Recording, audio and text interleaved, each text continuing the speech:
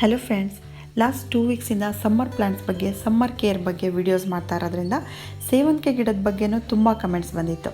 ಸೇವಂತಿಗೆ ಗಿಡ ಬಾಡಿ ಹೋಗಿದೆ, ಒಣಗೋಗಿದೆ, ಸಮ್ಮರಲ್ಲಿ ಹೇಗೆ ನೋಡ್ಕೊಳ್ಳೋದು, ಹೂ ಅರಳ್ತಾನೆ ಇಲ್ಲ ಅಂತ ಇನ್ಸ್ಟಾಗ್ರಾಮಲ್ಲಿ ಕೂಡ ಮೆಸೇಜ್ ಮಾಡಿ ಕೇಳ್ತಾ ಇದ್ದಾರೆ.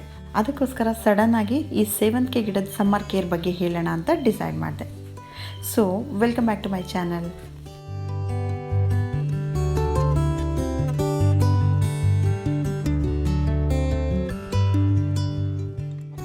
ಲಾಸ್ಟ್ ಟೈಮ್ ನಾನು ಸೇವಂತಿಗೆ ವಿಡಿಯೋಸ್ ಮಾಡಿದಾಗ ಆ ಗಿಡಗಳೆಲ್ಲ ಯಾವ ರೀತಿ ಇತ್ತು ಅಂತ ಒಂದ್ಸಲ ತೋರಿಸ್ಬಿಡ್ತೀನಿ.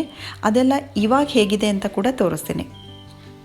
ಈ ಗಿಡಗಳನ್ನೆಲ್ಲ ಲಾಸ್ಟ್ ಟೈಮು ನೀವು ತುಂಬ ಇಷ್ಟಪಟ್ಟಿದ್ರಿ, ಎಲ್ಲ ಕಲರ್ಸ್ನೂ ತುಂಬ ಇಷ್ಟಪಟ್ಟಿದ್ರಿ. ಅದೆಲ್ಲ ಇವಾಗ ನೋಡಿ ಈ ರೀತಿಯಾಗಿದೆ, ಎಲ್ಲ ಒಣಗೋಗಿದೆ. ಈ ಸೇವಂತಿಗೆಯಲ್ಲಿ ಈ ರೀತಿ ಒಣಗೋಗಿರೋ ಗಿಡಗಳನ್ನ ನಾವು ಎಸಿಬಾರ್ದು. ಅದೇ ಗಿಡಗಳನ್ನ ನಾವು ಉಳಿಸ್ಕೊಂಡು ನೆಕ್ಸ್ಟ್ ಸೀಸನ್ಗೆ ಮತ್ತೆ ಇದೇ ರೀತಿ ಹೂ ಬಿಡೋ ಥರ ಮಾಡ್ಕೋಬೇಕು.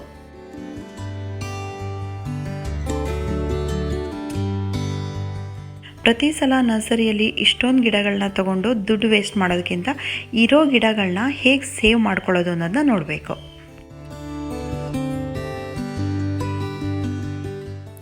ಸಮ್ಮರ್ ಸ್ಟಾರ್ಟ್ ಆದ ತಕ್ಷಣ ಅಂದರೆ ಮಾರ್ಚಿಂದನೇ ಫಸ್ಟ್ ಮಾಡಬೇಕಾಗಿರೋ ಕೆಲಸ ಈ ಪಾಟ್ಗಳನ್ನೆಲ್ಲ ನೆರಳಿಗೆ ಶಿಫ್ಟ್ ಮಾಡಬೇಕು.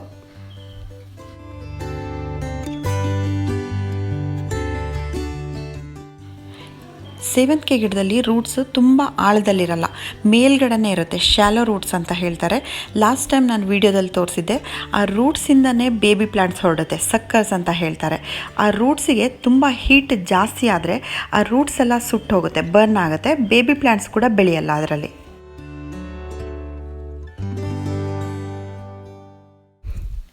ಅದಕ್ಕೆ ನಾವು ಫಸ್ಟ್ ಮಾಡಬೇಕಾಗಿರೋದು ಬಿಸಿಲು ಜಾಸ್ತಿ ಬೀಳದೇ ಇರೋ ಕಡೆ ಈ ಪಾಟ್ಗಳನ್ನ ಶಿಫ್ಟ್ ಮಾಡಬೇಕು. ಬೆಳಗ್ಗಿನ ಬಿಸಿಲು ಮತ್ತು ಸಂಜೆ ಬಿಸಿಲಲ್ಲಿ ಜಾಸ್ತಿ ಹೀಟ್ ಇರಲ್ಲ, ಮಧ್ಯಾಹ್ನದ ಬಿಸಿಲನ್ನು ಮಾತ್ರ ಅವಾಯ್ಡ್ ಮಾಡಲೇಬೇಕು.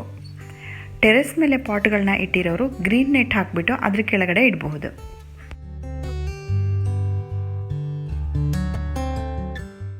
ನಾನು ಈ ಪಾಟ್ಗಳನ್ನ ಇಟ್ಟಿರೋ ಕಡೆ ಬೆಳಗ್ಗಿನ ಬಿಸಿಲು ಮಾತ್ರ ಬೀಳುತ್ತೆ. ಇನ್ನು ಕೆಲವು ಪಾಟ್ಗಳನ್ನ ಈ ಮರದ ಕೆಳಗೆ ಇಟ್ಟಿದ್ದೀನಿ. ಮರದ ಕೆಳಗೆ ಯಾವಾಗಲೂ ನೆರಳಿರುತ್ತೆ, ಡೈರೆಕ್ಟಾಗಿ ಬಿಸಿಲು ಬೀಳಲ್ಲ.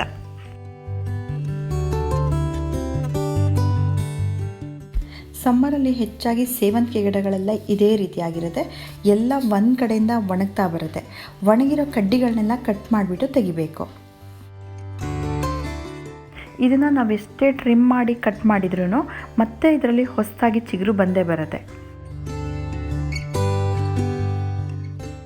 ಇವಾಗ ತೋರಿಸ್ತಾ ಇರೋ ಪಾಟಲ್ಲಿ ಇನ್ನೂ ಹೊಸದಾಗಿ ಹೂ ಬಿಡ್ತಾನೆ ಇದೆ, ಆದರೆ ಹೂವಿನ ಸೈಜು ತುಂಬ ಚಿಕ್ಕದಾಗಿದೆ. ಹೂ ಕೂಡ ಅಷ್ಟೊಂದು ಹೆಲ್ದಿಯಾಗಿಲ್ಲ. ಸಮ್ಮರಲ್ಲಿ ಸೇವಂತಿಗೆ ಹೂ ಬಿಟ್ಟರೆ ಇದೇ ರೀತಿ ಇರುತ್ತೆ, ತುಂಬ ಚಿಕ್ಕದಾಗಿರುತ್ತೆ, ಹೆಲ್ದಿಯಾಗಿರಲ್ಲ ಹೂಗಳು.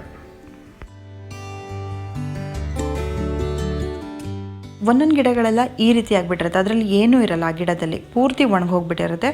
ಆದರೂ ಕೂಡ ಅದು ಮಳೆಗಾಲ ಬಂದಮೇಲೆ ಹೊಸದಾಗಿ ಚಿಗುರು ಬರುತ್ತೆ. ಆದರೆ ನೆರಳಲ್ಲಿ ಇಡೋದು ಮಾತ್ರ ಮರಿಬಾರ್ದು. ಬಿಸಿಲಲ್ಲಿಟ್ಟರೆ ಗಿಡ ಪೂರ್ತಿ ಒಣಗೋಗುತ್ತೆ. ಮಳೆಗಾಲ ಸ್ಟಾರ್ಟ್ ಆಗೋ ತನಕ ಯಾವುದೇ ಫರ್ಟಿಲೈಸರ್ ಹಾಕಬಾರ್ದು. ಡೈಲಿ ನೀರು ಮಾತ್ರ ಹಾಕ್ತಾ ಇರಬೇಕು. ಮಣ್ಣಲ್ಲಿ ಇಷ್ಟು ಮಾಯ್ಶ್ಚರ್ ಇದ್ದರೆ ಸಾಕು, ಡೈಲಿ ಒಂದು ಸಲ ನೀರು ಹಾಕಿದರೆ ಸಾಕಾಗುತ್ತೆ. ನೀರು ತುಂಬ ಜಾಸ್ತಿನೂ ಹಾಕಬಾರ್ದು, ಕಡಿಮೆನೂ ಹಾಕಬಾರ್ದು. ಒಟ್ಟಿಗೆ ಆ ಗಿಡ ಸರ್ವೈವ್ ಆಗೋಷ್ಟು ನೀರು ಹಾಕಿದರೆ ಸಾಕಾಗತ್ತೆ. ಮಳೆಗಾಲ ಬಂದಾಗ ಮಳೆ ನೀರಿಗೆ ಡೈರೆಕ್ಟಾಗಿ ಇಡಬಾರ್ದು. ಇದನ್ನು ಮಳೆ ನೀರು ಬೀಳದೇ ಇರೋ ಕಡೆ ಇಡಬೇಕು. ಸ್ವಲ್ಪ ಸ್ವಲ್ಪ ಮಳೆ ನೀರು ಬಿದ್ದರೆ ಪರವಾಗಿಲ್ಲ, ಆದರೆ ಡೈರೆಕ್ಟಾಗಿ ನೀರು ಬೀಳೋ ಕಡೆ ಇಡಬಾರ್ದು.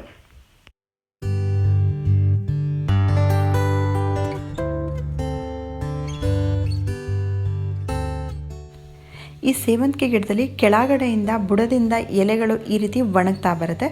ಅದನ್ನು ವಾರದಲ್ಲಿ ಒಂದು ಸಲನಾದರೂ ಟೈಮ್ ಮಾಡಿಕೊಂಡು ಕ್ಲೀನ್ ಮಾಡ್ತಾ ಇರಬೇಕು. ಇದೆಲ್ಲ ಯೆಲ್ಲೋ ಕಲರ್ ಸೇವಂತಿಗೆ. ಲಾಸ್ಟ್ ಇಯರು ಫಸ್ಟ್ ಟೈಮ್ ಹೂ ಬಿಟ್ಟಂಥ ಗಿಡಗಳು. ಇದನ್ನು ಕಟ್ಟಿಂಗ್ ಮಾಡಿ 3 ಮಂತ್ಸ್ ಆಗಿದೆ. ಇವಾಗ ಮತ್ತೆ ಹೊಸದಾಗಿ ಚಿಗುರು ಬಂದಿದೆ. ಇವಾಗ ಇದರಲ್ಲಿ ಹೂ ಬಿಡಲ್ಲ, ಆಗಸ್ಟಿಂದ ಹೂ ಬಿಡೋಕ್ಕೆ ಸ್ಟಾರ್ಟ್ ಆಗುತ್ತೆ. ಜೂನಿಂದ ನಾವು ಫರ್ಟಿಲೈಸರ್ ಕೊಡೋಕ್ಕೆ ಶುರು ಮಾಡಿದರೆ ಆಗಸ್ಟಿಂದ ಹೂ ಬಿಡುತ್ತೆ.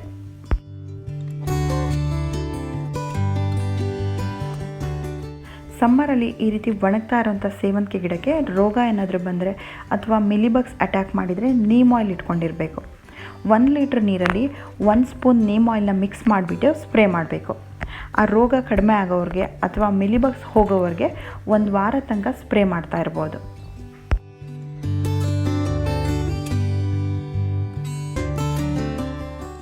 ಈ ಸೇವಂತಿಗೆ ಗಿಡಗಳನ್ನ ಈ ರೀತಿ 12 ಇಂಚಿನ ಪಾಟಲ್ಲಿ ಹಾಕಿರೋರು 2 ವರ್ಷಕ್ಕೊಂದ್ಸಲ ರೀಪಾಟ್ ಮಾಡಿದರೆ ಸಾಕಾಗತ್ತೆ. ಇದೆಲ್ಲ ಲಾಸ್ಟ್ ಇಯರು ರೀಪಾಟ್ ಮಾಡಿರೋಂಥದ್ದು. ಈ ವರ್ಷ ನಾನು ರೀಪಾಟ್ ಮಾಡೋಕ್ಕೆ ಹೋಗಲ್ಲ. ಜೂನಿಂದ ಹೊಸದಾಗಿ ಹೊಸ ಮಣ್ಣು ಮತ್ತು ಗೊಬ್ಬರ ಕೊಡ್ತಾ ಹೋಗ್ತೀನಿ. ಈಗಾಗಲೇ ಇಷ್ಟುದ್ದ ಬಂದಿರೋ ಸೇವಂತಿಗೆ ಗಿಡಗಳನ್ನ ಜೂನಿಂದ ಪ್ರೂನಿಂಗ್ ಮಾಡ್ತೀನಿ. ಆ ಪ್ರೂನಿಂಗ್ ಮಾಡಿರೋದನ್ನು ಹೇಗೆ ನೆಡೋದು ಅಂತ ಸೇವಂತಿಗೆ ವಿಡಿಯೋದಲ್ಲಿ ನಾನು ತೋರಿಸಿದ್ದೀನಿ. ಆ ಪ್ರೂನಿಂಗ್ ಮಾಡಿರೋ ಅಂಥ ಕಡ್ಡಿಗಳನ್ನ ಜೂನಿಂದ ಕೋಕೋಪೀಟಲ್ಲಿ ಹಾಕಿಬಿಟ್ಟು ನೆಡಬಹುದು. ಇವಾಗ ನಾನು ತೋರಿಸ್ತಾ ಇದ್ದೀನಲ್ಲ, ಇಲ್ಲಿಂದ ಅದನ್ನು ಪಿಂಚಿಂಗ್ ಥರ ಕಟ್ ಮಾಡಿಬಿಟ್ಟು ಅದನ್ನು ಕೋಕೋಪೀಟಲ್ಲಿ ಹಾಕಿ ನೆಟ್ಟರೆ ಅದರಿಂದನೂ ಹೊಸ ಗಿಡ ಬರುತ್ತೆ. ಸೇವಂತಿಗೆ ಗಿಡಗಳನ್ನ ನೆಕ್ಸ್ಟ್ ಸೀಸನ್ಗೆ ಹೇಗೆ ಸೇವ್ ಮಾಡಿಟ್ಕೊಬೇಕು ಅನ್ನೋದಕ್ಕೆ ಇದಿಷ್ಟು ಪಾಯಿಂಟ್ಸ್ ನೆನಪಿಟ್ಕೊಂಡ್ರೆ ಸಾಕು. ಎಲ್ಲ ಪಾಟ್ಗಳನ್ನೂ ನೆರಳಲ್ಲಿ ಇಡಬೇಕು. ಡೈಲಿ 1 ಸಲ ನೀರು ಕೊಡ್ತಾ ಇರಬೇಕು. ಯಾವುದೇ ಫರ್ಟಿಲೈಸರ್ ಕೊಡಬಾರ್ದು. ಒಣಗೋಗಿರೋ ಎಲೆಗಳನ್ನ ಮತ್ತು ಕಡ್ಡಿಗಳನ್ನ ಕಟ್ ಮಾಡಿಬಿಟ್ಟು ತೆಗಿಬೇಕು. ರೀಪಾಟ್ ಮಾಡೋರು ಜೂನಲ್ಲಿ ಹೊಸದಾಗಿ ರೀಪಾಟ್ ಮಾಡ್ಬೋದು. ನೆಕ್ಸ್ಟ್ ಇಯರು ನಿಮ್ಮ ಸೇವಂತಿಗೆ ಗಿಡದಲ್ಲಿ ಹೂ ಜಾಸ್ತಿ ಬಿಡಬೇಕಾದ್ರೆ ಹೊಸದಾಗಿ ಚಿಗುರು ಬಂದಿರೋ ಅಂಥದ್ದನ್ನು ಪಿಂಚಿಂಗ್ ಮಾಡಬೇಕು. ಮೊಗ್ಗು ಬರೋವರೆಗೆ ಪಿಂಚಿಂಗ್ ಮಾಡ್ತಾ ಇರಬೇಕು. 2 ತಿಂಗಳ ತನಕ ಪಿಂಚಿಂಗ್ ಮಾಡಬೇಕು, ಜೂನ್ ಮತ್ತು ಜುಲೈ. ಇದ್ರ ಬಗ್ಗೆ ನಾನು ಹಳೆ ವಿಡಿಯೋದಲ್ಲಿ ಡೀಟೇಲಾಗಿ ಹೇಳಿದ್ದೀನಿ, ಅದರಲ್ಲಿ ನೀವು ನೋಡ್ಕೋಬಹುದು. ಸೊ ಇವಿಷ್ಟು ವಿಷಯಗಳು ಸಮ್ಮರಲ್ಲಿ ಸೇವಂತಿಗೆ ಗಿಡದ ಬಗ್ಗೆ ನಾನು ಅಬ್ಸರ್ವ್ ಮಾಡಿರೋದನ್ನು ನಿಮ್ಮ ಜೊತೆ ಶೇರ್ ಮಾಡಿದ್ದೀನಿ. Thank you for watching friends.